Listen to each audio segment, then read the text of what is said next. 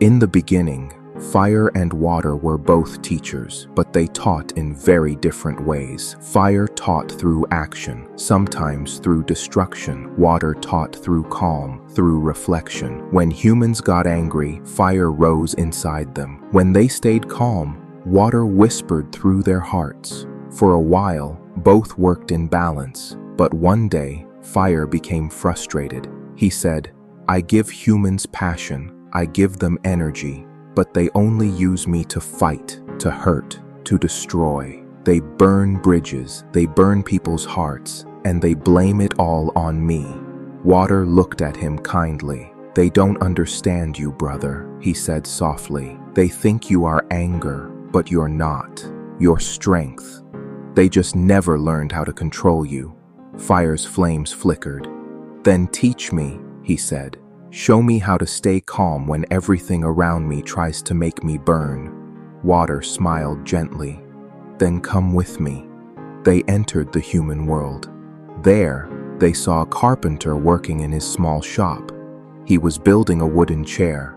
He worked carefully, patiently, until suddenly, one leg of the chair snapped in two. The carpenter froze. Then he shouted, "Useless wood!" and threw the chair to the ground. Fire laughed. "See? That's me. That's passion. That's power." But water didn't smile. "Watch," he said. The carpenter sat down. He looked at the broken chair and sighed. "All that work, gone, because I got angry."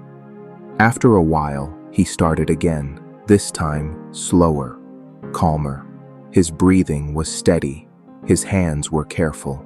When he finished, the new chair was stronger, more beautiful than the first one. Water turned to fire and said, "Anger makes you act fast, but calm helps you act right. You can't build anything when your hands are shaking." Fire's flame softened. He looked at the new chair and understood a little. Later that day, they walked through a busy market. Two men stood face to face, shouting over a small piece of land. Their voices grew louder and louder. Fire's heat filled the air.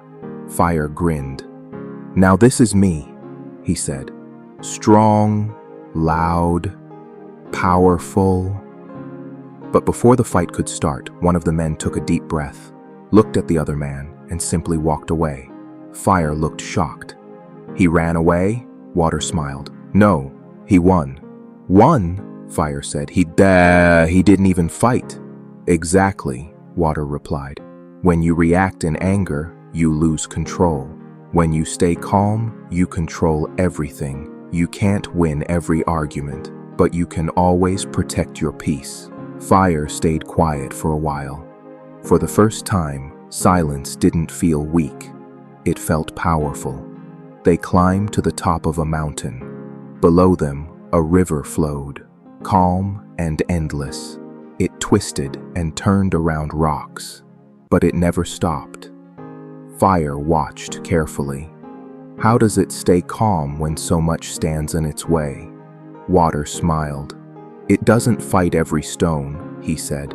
"It flows around them and still reaches the sea." "Anger is like fire," he continued. "It can give you energy. It can make you move, but if you let it burn wild, it will destroy everything. The wise don't fight everything. They choose what deserves their fire." Fire looked at the flowing river, and, for the first time, his flame felt peaceful. That night, Fire sat quietly by the river. He looked into his reflection, his flames calm, steady, and bright. He whispered, "I finally understand. I don't have to burn everything I touch. I can give warmth. I can give light. I can give courage without losing control." Water nodded. "That's the truth, brother," he said. "The goal isn't to kill your fire, it's to guide it." From that day, Fire changed. He still burned, but with purpose. He gave light to darkness and strength to the weak, and wherever Fire went, Water followed, to remind him of peace. Together, They brought balance back to the world. Fire and water live inside every one of us. Fire is your passion, your voice, your energy. Water is your calm, your patience, your peace. Anger itself isn't bad. It's just fire, asking to be guided. But when you let it control you, you lose your direction. So, how do you stop it?